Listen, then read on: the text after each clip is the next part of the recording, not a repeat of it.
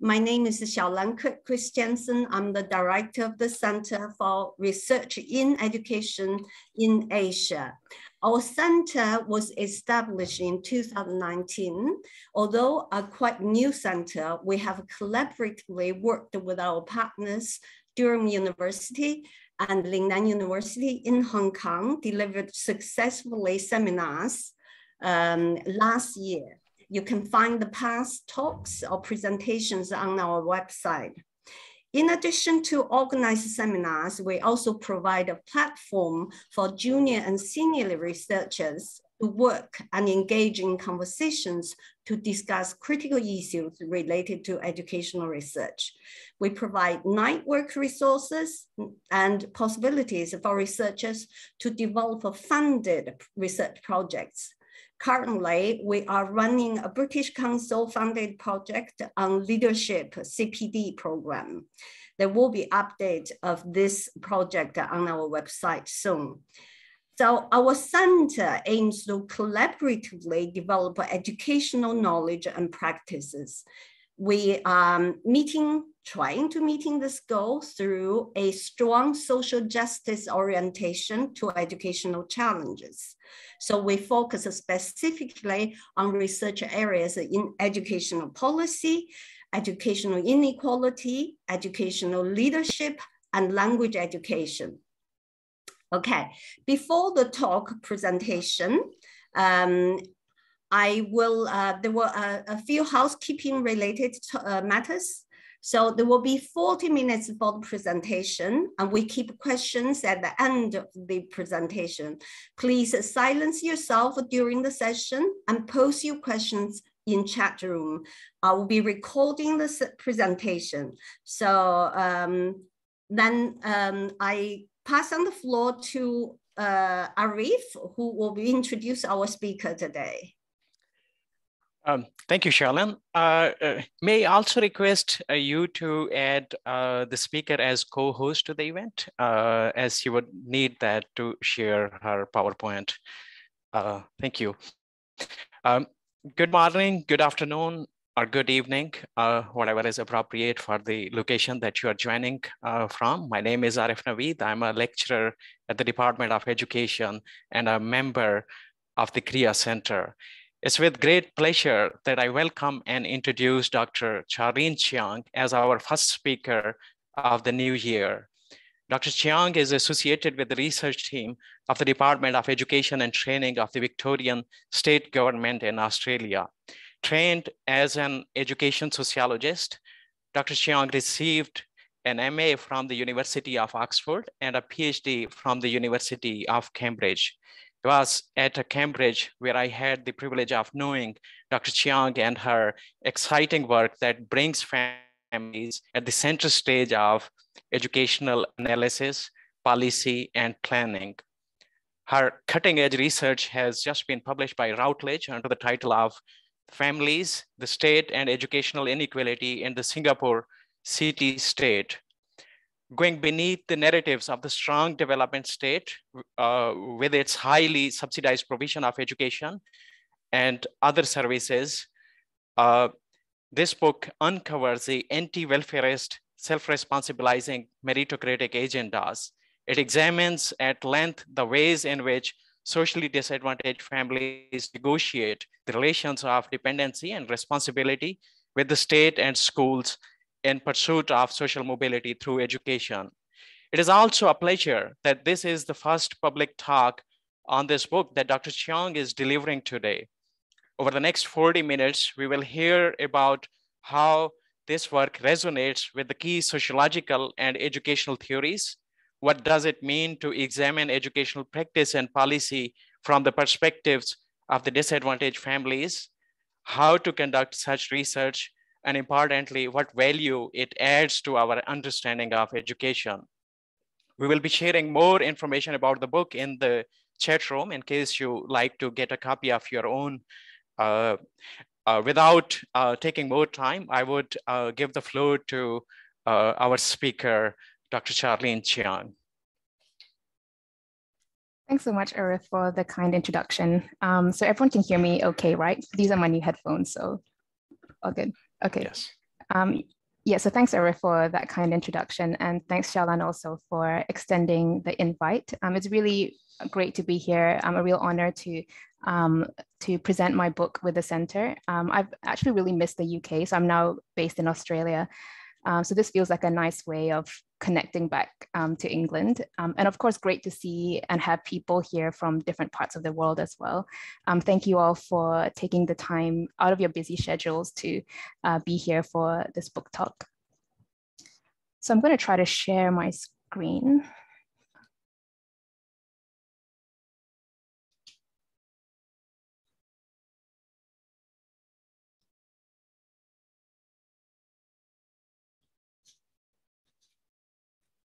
Right, can everyone see that? Cool. So I wrote this book, Families, the State and Educational Inequality in the Singapore City-State, based on some of my findings from my PhD at the University of Cambridge.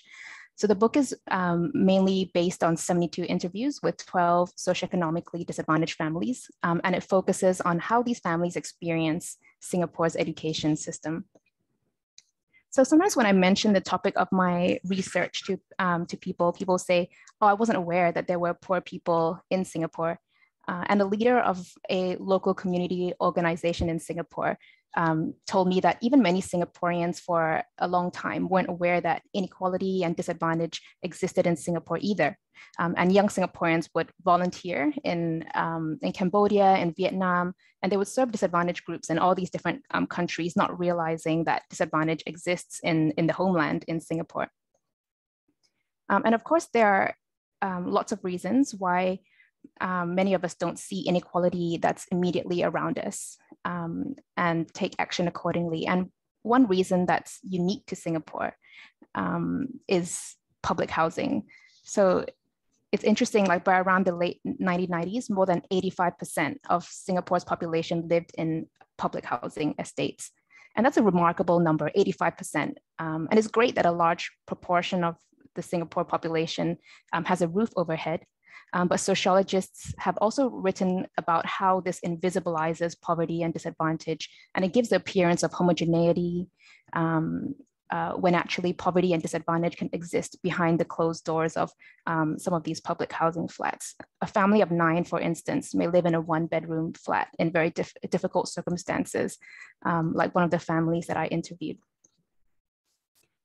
And the consciousness around inequality and disadvantage is changing in Singapore, but still we have this situation where we have lots of research out there on education in Singapore. A lot of it celebrates its successes on international education benchmarking tests like PISA and so on. But there's comparatively little that engages the perspectives of disadvantaged families in understanding or problematizing policy. So for this project, I spent 8 months living in a public housing flat in Singapore, not far from where some of these families lived. I interviewed families, often in their homes, but sometimes in a neighborhood McDonald's. And I would sometimes spend whole afternoons with them, sometimes 8 meals with them. And there are different aspects of this book that I could talk about, but for today's talk, the key point that I hope to get across is one that I think cuts across every implication, theme, and theoretical and methodological choice in this book. And that's that families' perspectives and experiences matter. They can be deeply helpful in revealing to us the successes and weaknesses of a system.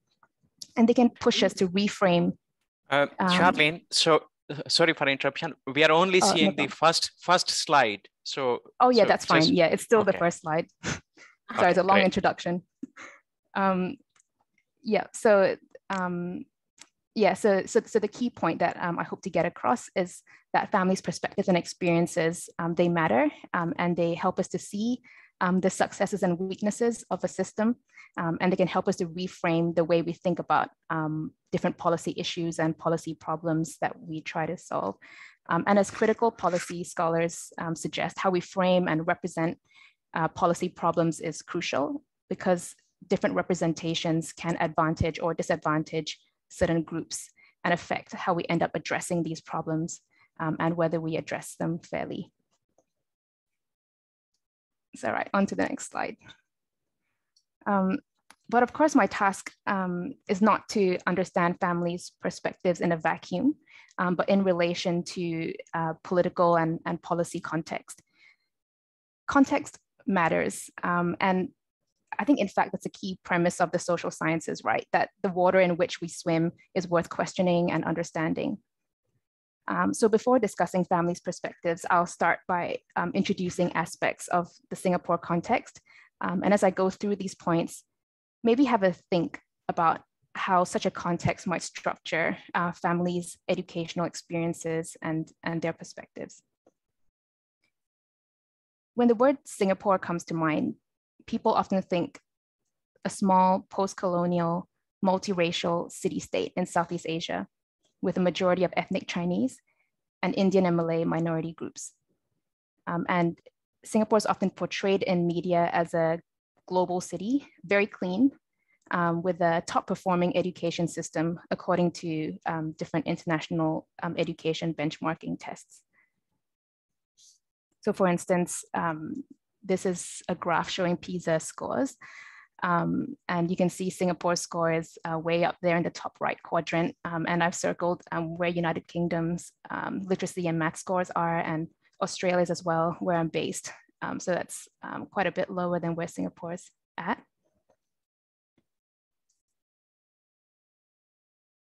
And some noteworthy aspects also of Singapore's governance style. So first, critics call it a strong state, or soft authoritarian, paternalistic, i.e. parent-like, especially regarding education. So the majority of schools in Singapore are under the general control and financing of Singapore's Ministry of Education. And historically, Singaporean politicians have been particularly interested in education. And they've emphasized that as a small state with little natural resources, developing human capital is so vital to Singapore's survival. And generally, Singapore has an anti-welfarist ideology, as Arif alluded to in his introduction. But education is in some ways an exception to the rule, because almost all schools in Singapore are heavily subsidized, virtually free, and of reasonably high quality. So while this seems to invite dependence on the state, there are at the same time these self-responsibilizing neoliberal logics that structure Singapore's education system. And some critics suggest that the most obvious evidence of this is the foundational pillar, the ideological heart of Singaporean public and education policy, and that's the concept of meritocracy. So Singaporean meritocracy goes something like this, that any individual, regardless of background, with talent and hard work, can achieve education and life success. And that emphasis on individual effort and performance is reinforced through high levels of streaming and tracking and rigorous high stakes examinations. But when you examine it closely, Singaporean meritocracy actually embodies both neoliberal and strong state logics, because it seems to work as follows. In light of high quality state provision, i.e. the dependability of the state, individuals and families should bear responsibility for education and life success. And the metaphor of leveling the playing field is a pervasive one in Singapore. That is, the state will provide high quality, virtually free schooling. But beyond this, and indeed because of this, you and your family need to be responsible and help yourselves.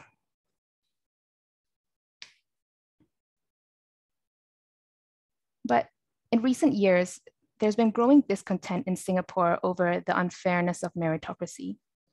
So there's research and studies out there that suggest this persistent worsening education and socio-economic inequality in Singapore. For example, quantitative research suggests gaps in education attainment between those from different class and ethnic backgrounds.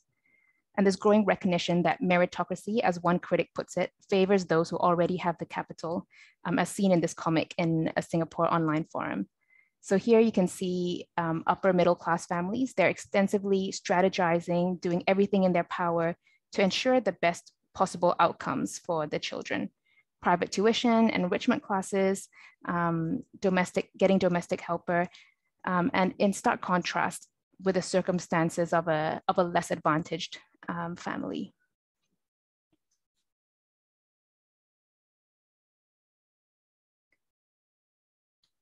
So in light of the complex socio-political context of Singapore, that is a strong state that invites dependence in some ways, yet also promotes neoliberal self-responsibilizing logics, how do disadvantaged families navigate Singapore's education policy landscape?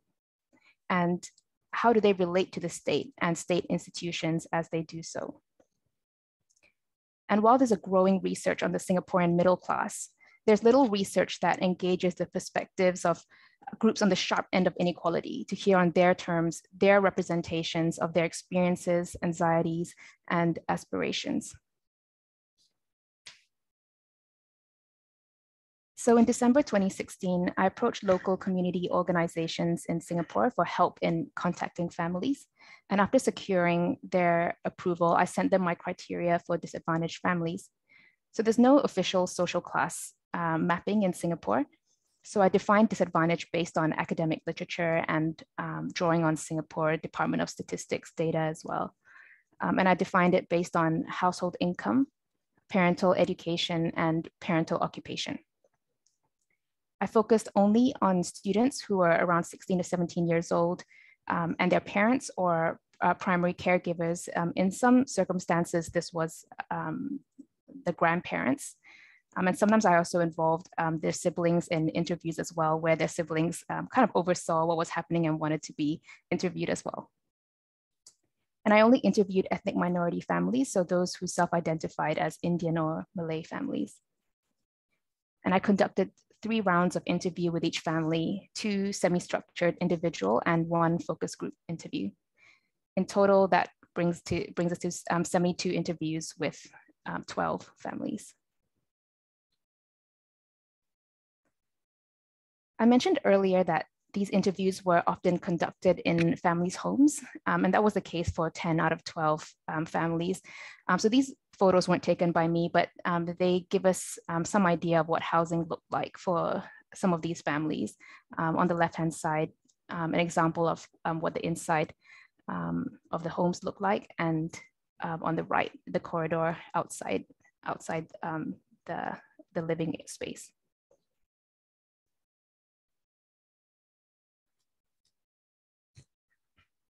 And also, as I mentioned earlier, my task wasn't to just understand families' perspectives in a vacuum, but to pay close attention to the political and policy context.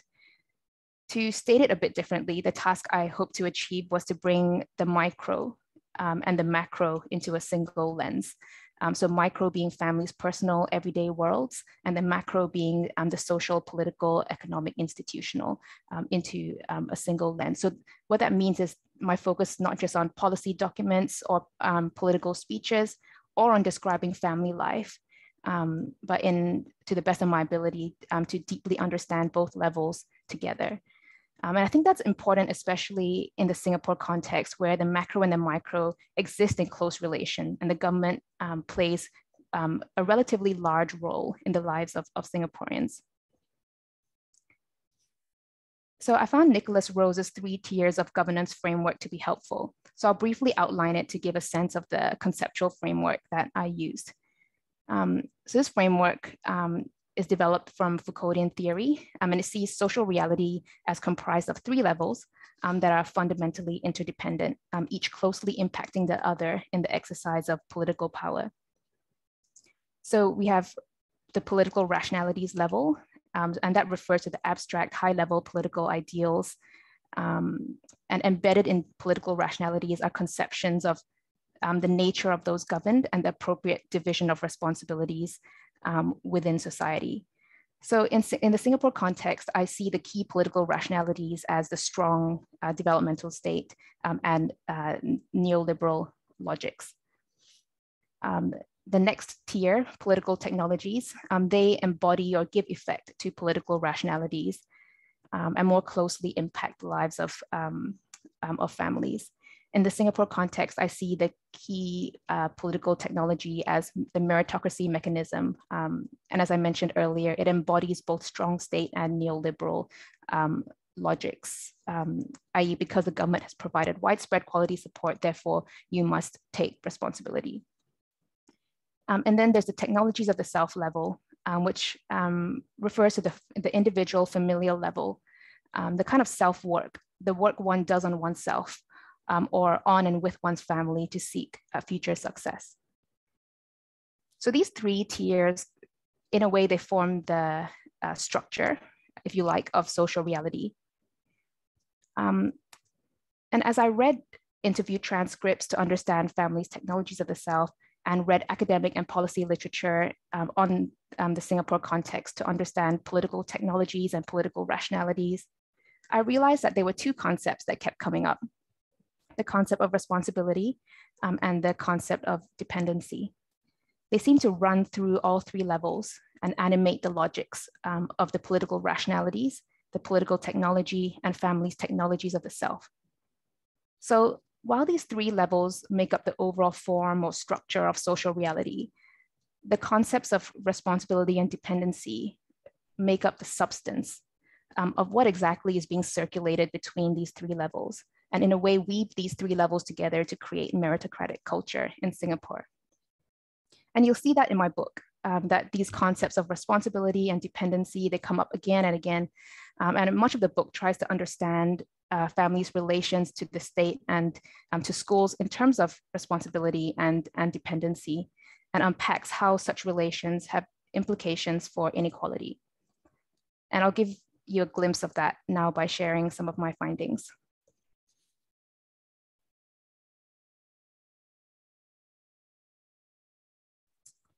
What I found perhaps most striking in interviews as I conducted them and read interview transcripts was that much research literature, especially UK and US-based literature, tends to portray relationships between disadvantaged families and schools as fraught and uneasy, where families experience these feelings of distance and alienation and distrust.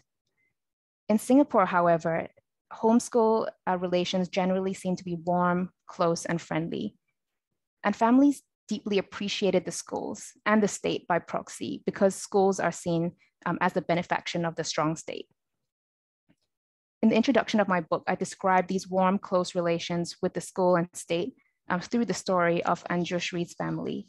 I'll read an excerpt from it now. When Sanjay got caught smoking in school, his mother Anjushri slapped him. The whole term, Sanjay's grades had been free-falling, and Anjushri's anxiety was at breaking point. Anjushri cried to him, "Enough already, Sanjay. Since so many years, you're doing very well in school. This year, you're going to finish secondary 4. What happened to you? Why are you putting yourself into trouble?" She knew she would cry if she went to see the principal with Sanjay, so her husband Srinivas went instead.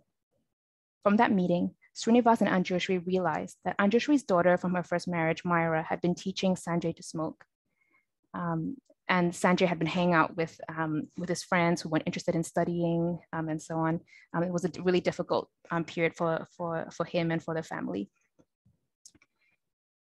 Srinivas, who had been part of a gang in his late teens and early 20s himself, spoke to his son sternly. "I can only tell one thing. Your mother trusting you a lot. Don't do that. What you're doing to her, the God is looking at you. You will get the punishment, not your mother. She already has lots of suffering already. Why you'll give sufferings?" His teachers helped Srinivas and Anjushri in choosing an appropriate form of discipline for Sanjay. Anjushri recalled with a laugh, "Sunday, Sanjay will play soccer with the church people, now canceled already. My husband said, don't go, punishment for you, few months you don't go." According to Anjushri, his teachers had called them, telling them, "Give him this punishment, don't let him go, and don't give him handphone a lot." There was a long list of people and systems out there that could not be trusted, Anjushri felt, particularly for low-income, uneducated families, like herself. Take, for instance, her own mother who tried to cheat her out of her father's inheritance money when he died. However, the Singapore government's management of its education system was an anomaly in a dark sea of broken systems and people. And she and Srinivas gladly collaborated with teachers in overseeing and raising their children. Srinivas stated, "I respect the Singapore government, the father of Singapore, Mr. Lee Kuan Yew. He was here, he already do for us everything already. Everything already he do, then he say bye-bye, then go. For Singapore government, for Singaporean, they never give us suffer. What you need, everything here." However, not only did families appreciate the state and schools, which they did, but parents and children also accepted responsibility for success. In particular, they devolved this responsibility to young people, and young people were seen as ultimately responsible for success. So to understand why this was the case, this positivity and willingness to accept responsibility, I drew out from the data a plausibility structure, reasons why families had warm relations with the state and school, reasons that made plausible the acceptance of responsibility. There are two aspects of this plausibility structure that I'll talk about today. First, the perceived competence, and second, the perceived care of the state and school, which I'll explain in turn. So materially, families felt that the state had provided schools and tuition programs that are high quality and well-funded. Families felt their beliefs in the competence of the state and schools were validated by what they heard in the news about Singapore's education rankings as #1 in the world in science and maths. So you see from this quote from one mother, Hannah, she said, "If I compare to other countries, it is still good, high standard, and also our professionalism, and also it's recognized by worldwide. So that's why I like the education." And that's an unsurprising finding. So Varkey Foundation survey results suggest that 73% of Singaporean families felt government-funded schools were good, which is significantly higher than the global average of 45%. And in contrast to this perceived competence, disadvantaged parents saw themselves as uneducated and less capable at child rearing, and therefore felt grateful for the work of the state and schools. Second aspect of this plausibility structure is the notion of the care of state and school. Teachers in Singapore were seen as very caring, as doing all in their power to help children navigate a tough education system. As such, there was a level of trust and relatively free flow of information between home and school. So children would consult teachers on their education and even personal life decisions, and parents would consult teachers on how to help their children develop academically and emotionally. Teachers and school counselors were people, young people often trusted to talk to about more personal matters when they felt they had nowhere to turn. And these relationships were often crucial. They formed an important buffer, especially for disadvantaged families, given research studies, such as a recent Singapore Children's Society study that suggests that disadvantaged young people experience disproportionately high rates of negative childhood experiences. For example, being bullied, having a family member in prison, or with mental illness. While both parents and young people talked about the care of teachers, young people in particular used the imagery of friendship and even family to discuss their relationship with teachers. You can see that in this quote by one young person, Deepta. She was one of the young people who sought counsel from her teacher when their family went through a brief season of domestic abuse. So she said, "You feel that teachers are legit, our parents. They don't judge actually, they actually focus more on the positive side."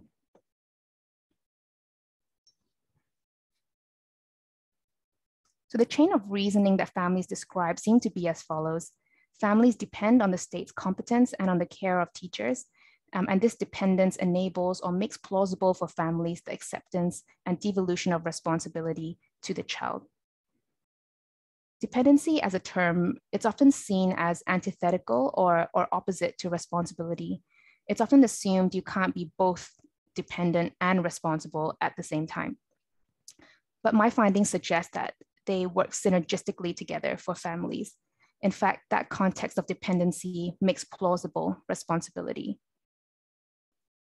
And this might be interpreted as the internalization and reproduction of the key logics of Singaporean meritocracy. The state has provided a sufficient dependency context, therefore you should take responsibility.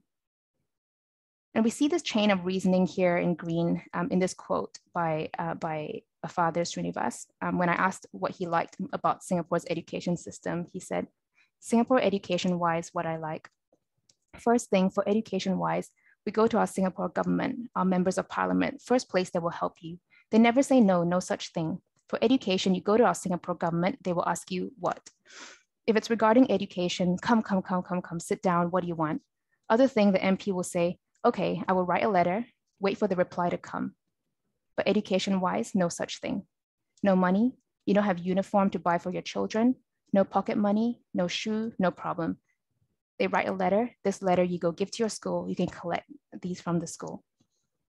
So the children don't want to listen to us. You know everything, but you don't want to have a good life. That's up to you. You cannot blame the school. You cannot blame the parents. Everything they already give you. Decision is yours, your life. You want to do, that is up to you. And families critique the government in other ways.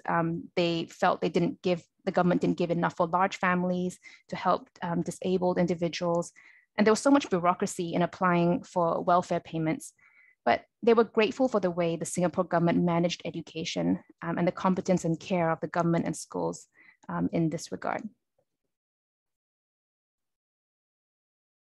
However, while families broadly accepted this chain of reasoning, there are also ways in which this configuration of relations can be experienced very differently by different families, depending on their circumstances. This became clear to me when I visited IU's family. They were probably the most disadvantaged family I interviewed, and they were facing multiple intersecting disadvantages. She was battling cancer. They had 7 children to financially support. They were living in a 1-bedroom rented flat. Her husband had to drop out of work to care for the children. And they were living on nearly $0 a month and almost completely on welfare. And I quote from a fieldwork note I wrote after visiting their home. The house itself is a 1-bedroom, so not a lot of space for a family of 9. The living room has a small empty space for the kids to play, no couch. The only seating available is 2 chairs at a table pushed against the wall. The living room connects to a tiny kitchen, and there's a small sink just outside the toilet, which isn't functional anymore, but used as storage space filled with paraphernalia. The whole family sleeps inside the 1-bedroom. And taking up educational responsibility became impossible for Kawi, IU's eldest son, who dropped out of school to work as a cleaner and restaurant worker at Pizza Hut to financially support the family. In his mother's words, to give his brothers and sisters a chance to finish school. It's unsurprising that their family was less warm and trusting in their relations with the school and the state. So what became clear to me is that if families don't find the state or school to be dependable, if the dependency context is not sufficiently robust, it can adversely affect families' willingness and their capacity to take educational responsibility, and in some cases, ownership for their lives. Another example of this relates to young people's aspirations. So in this study, the young people were about 16 to 17 years old. They were on the cusp of deciding which post-secondary institution they wanted to attend. In Singapore, there are 3 key publicly provided post-secondary institutions. There's junior college, which is academically most competitive in terms of admissions and typically prepares a person for university. It's also often linked to the highest financial and cultural rewards of the 3. And then there's 2 vocational education institutions, polytechnics, which are the second most academically competitive, and the Institute of Technical Education, which is the least academically competitive of the 3. So on surface, families had high aspirations. They described the potential of education as immensely positive and transformative for their life chances and future success. They really believed in education. But when asked to describe their post-secondary plans more concretely, not one young person wanted to apply to junior college, the most prestigious of the 3. And the reason was because they wanted to avoid the risk that they would struggle to keep up with the rigor and the pace and drop out altogether. Even for students who were achieving well at school in the top academic stream in Singapore, they would refuse to apply to JC, to junior college, which sometimes resulted in parent-child conflict. So of course, wealthier families, they might seek additional support for their children if their children struggled in junior college. Through private tuition, they could afford failure, so to speak, by absorbing the costs of money and time of an aborted junior college education. They can also find alternatives, send their children overseas, but this isn't a privilege that disadvantaged families have. And you can see from the quotes here too, the thinness of their safety net and the risk of failure can restrict young people's capacity to take up responsibility making the expectations that people have of academically inclined, disadvantaged young people sometimes implausible.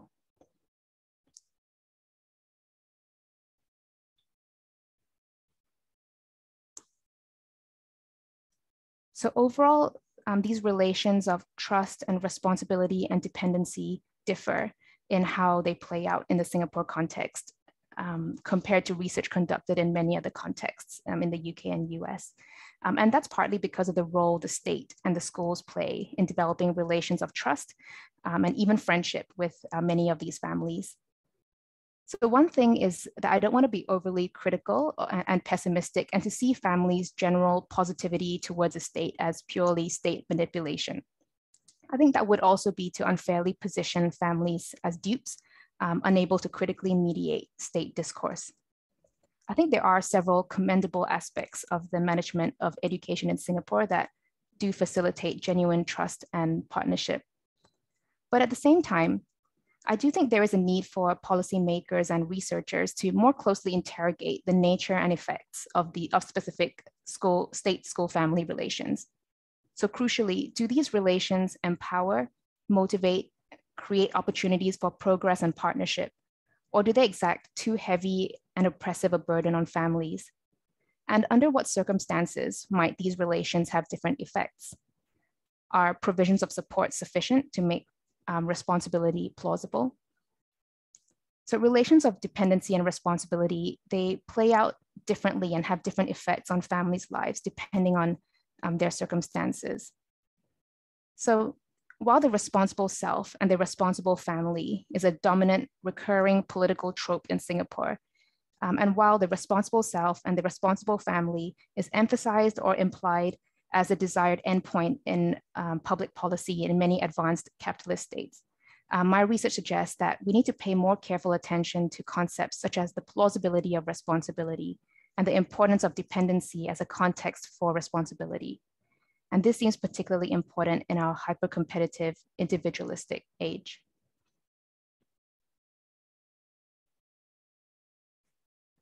What might all this mean for how we frame policy problems?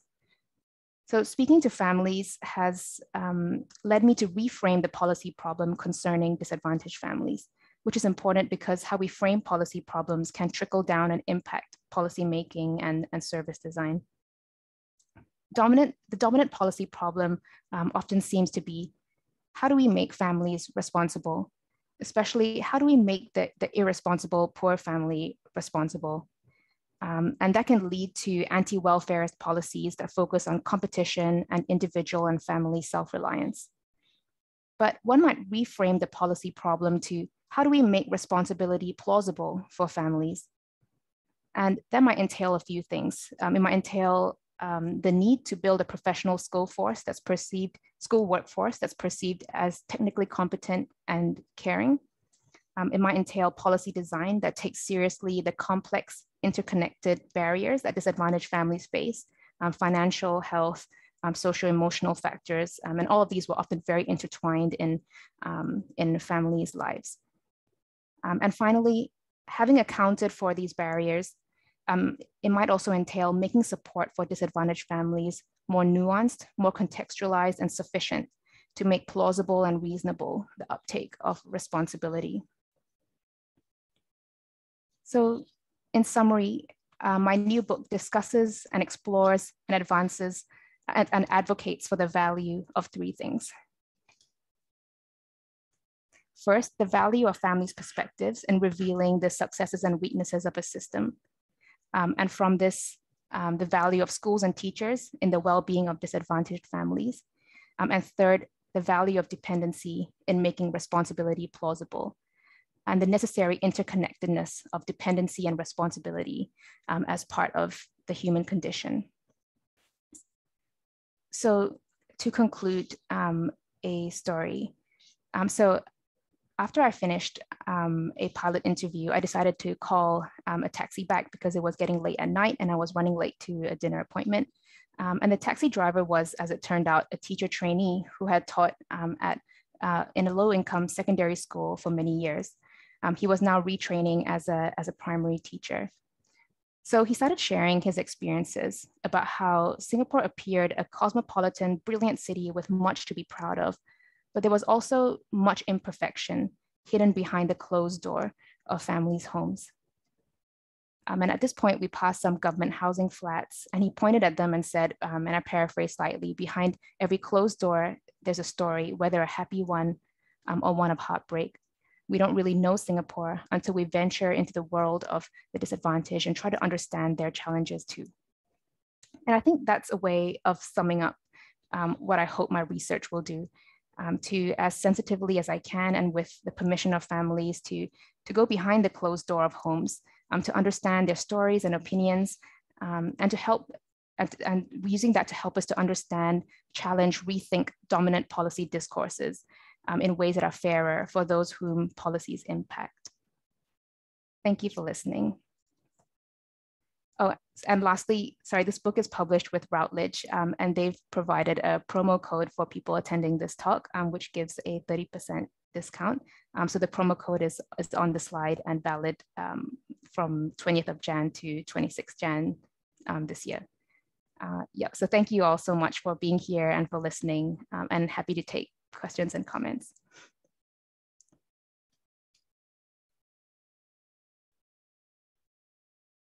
Okay, thank you very much. Thank you very, very much, Charleen, for sharing this very important piece of work. The floor is open. Any questions? You can post a question directly into the chat room, or simply just ask the question.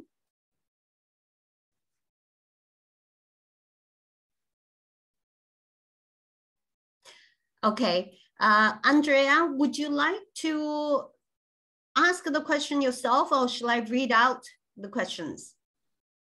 I'm happy to ask it. Please. Yeah. Okay. Thank you, Charleen. That was a wonderful, wonderful talk and gave us lots of insights into a world that personally I didn't know anything about.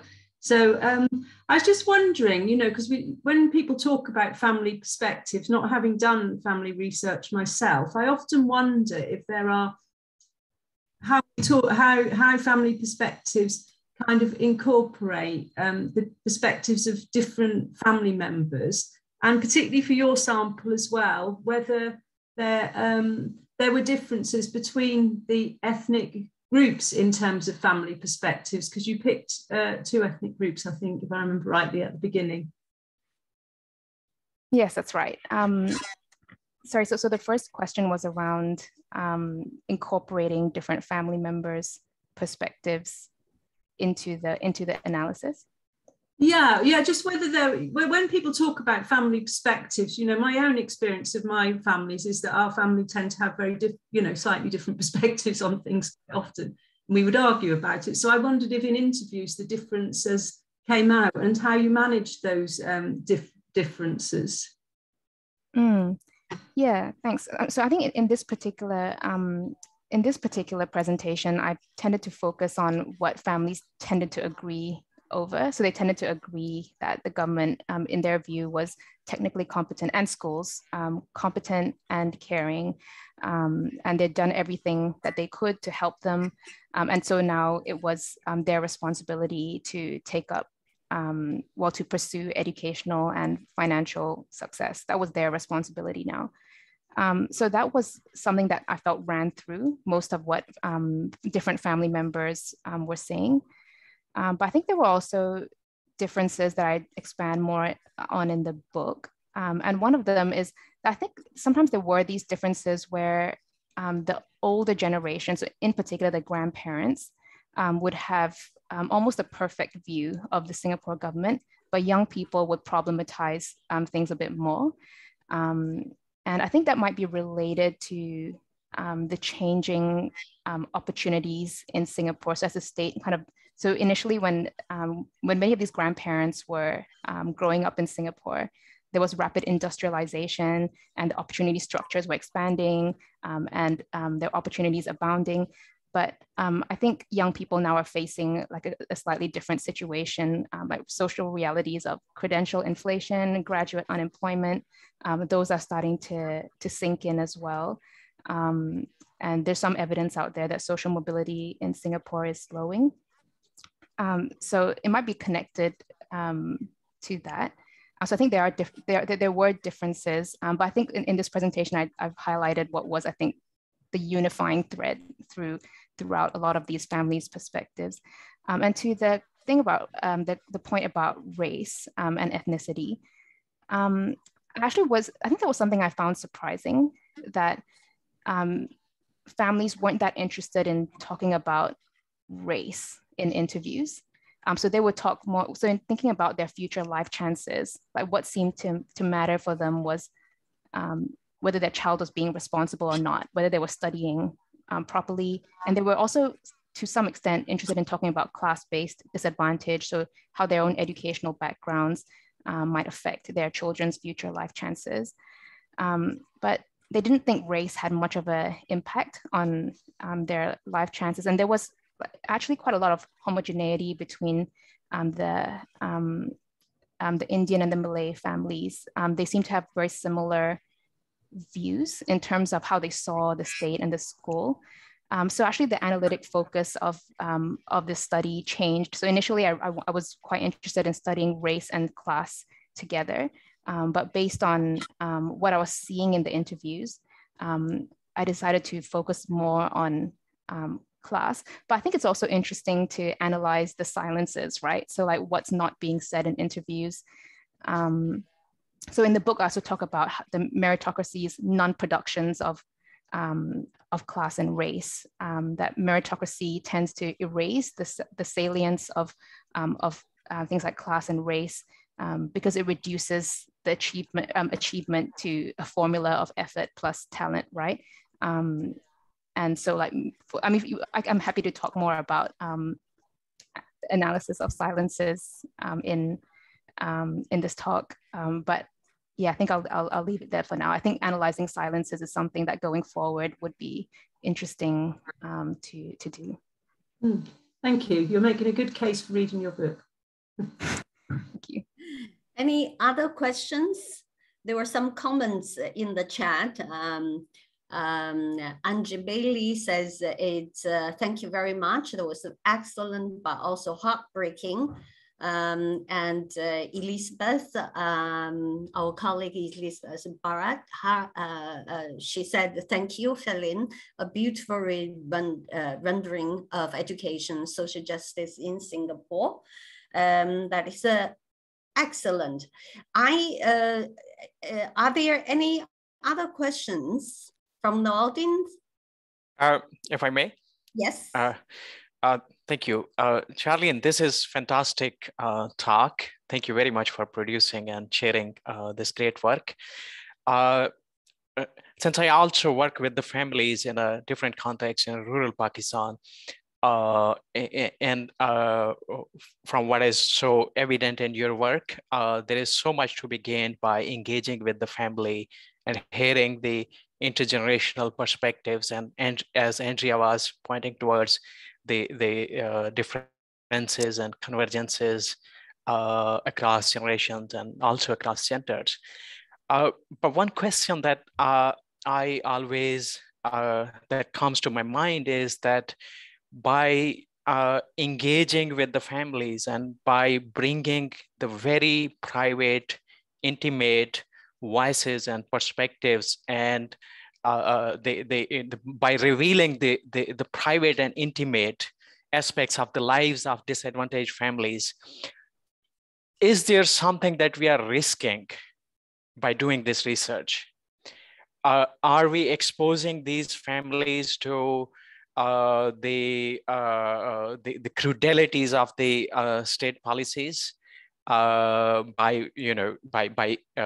mean, of course, we are driven by some great values, but at the same time, do you see any challenges posed by this kind of work? Thank you.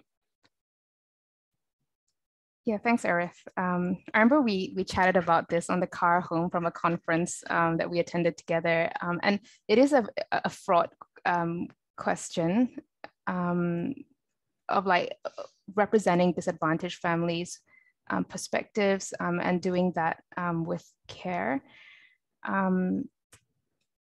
I think in this, in my work, I think what I try to do is, I guess, to faithfully represent their views and emotions as they are willing to share. But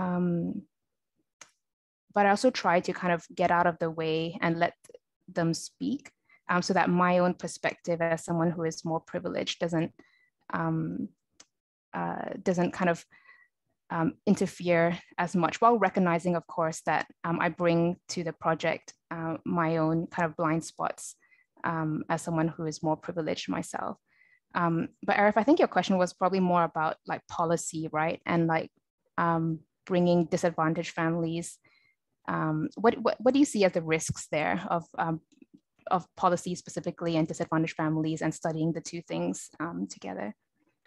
I feel that we are somehow opening the last safe space of the disadvantaged families, their doors to the state, and they all state policies could start with great intentions, but the way those unfold, they create their own consequences as well. So if we are opening up that sphere to those interventions, we do not know the implications that could have on the lives of these families and these individuals. I don't know. It's very abstract, and I do not have the answer. But every time I engage with the voices of the poor, especially gathered within the domestic sphere, and then they talk about the intimate aspects of their relationships and aspirations and ambitions and experiences, I feel like exposing that to the public may have some unintended consequences. What that could be, I do not know. Sorry, go for it, Xiaohan. So I just felt like I agree with Arif, and I think Arif is trying to say that these families may not reveal what they really want to say because of the state policy, or they are sort of using another words, brainwashed by the states to say something that to blame themselves for not really achieving what they should have achieved. That's how I felt. And I wonder whether you have studied some families who are coming from a better educated background and compare the views and the perspectives of the two types of families. They probably have very, very different views. But I mean, okay, there were so many things you can study. So I'll keep this, maybe we can have a private chat later on. But we do have another question from the audience. And because, okay, we have only 4 minutes left. Angie Bailey from Ireland, would you like to read out, or you ask the question yourself? Hi, Charleen, thanks. Charleen, that was absolutely amazing. And at the beginning, you mentioned that the families have a real trust in the school. And I think that's quite common in a lot of Asian countries. But I find that in the West, I'm teaching a school here, but I'm also on the parent councils. And I find that we can't gain the trust of parents and families. And because of that, an awful lot of families, in particular those lower income who may be in need of more supports, just tend to slip through the grid. And I wondered, did you come across anything that maybe the school are doing? I know they're offering a lot of financial incentives, but a lot of schools do that for lower economic families. But is there something else that they're doing to gain the trust of even the most socio-economically disadvantaged families? Yeah, thanks, Angie. Yeah, I'll just quickly respond to Charleen and Arif's comments and then come to Angie, your question. So yeah, I mean, yeah, I think I do agree. I think in Singapore, so as I mentioned like earlier in the talk, I was talking about the invisibilizing of poverty and invisibilizing of their lives. So I think in some ways, families were keen to, it was, I mean, I think for me, one thing that I felt like it was a real privilege that families were quite keen to share and to share their experiences. They wanted to be heard. So I thought that was great. Yeah, I mean, and the reason why I stay away from like the brainwashing kind of, I think that's what's, I think like sitting there in the living rooms of families, they gave clear reasons why they trusted the state and the school. And like say around the competence and the care of the state and school. And so I think for this reason, I felt like they weren't being brainwashed, but happy to have that conversation. Yeah, that's an interesting one to have. And Angie, to your comment about how the school was able to gain the trust of parents. I think like from the interviews, it was, a lot of it was around the competence and the care. And they saw these two things operating together. And I mean, it was also the comparisons. So I think comparing with other kind of countries like Malaysia, for example, like parents would reference. So in their kind of imaginaries, they felt that the Singapore government was doing so much better than relative to other governments and other systems in the region. Yeah, I mean, but I think like it keeps coming back to competence and care. So the perceived competence and the perceived care of the state and the school. And I think what's striking also is that these families and teachers, like they were very close. Like the kids would talk about football with their teachers. Teachers sometimes would buy him a football jersey when he went overseas because he knew how much he liked football. So I think it was really striking, like how close these relationships were, and that teachers seemed to. I mean, from other kind of research out there, also shows that that teachers have a close emotional interest in children and in their welfare in Singapore, which is a credit to their system.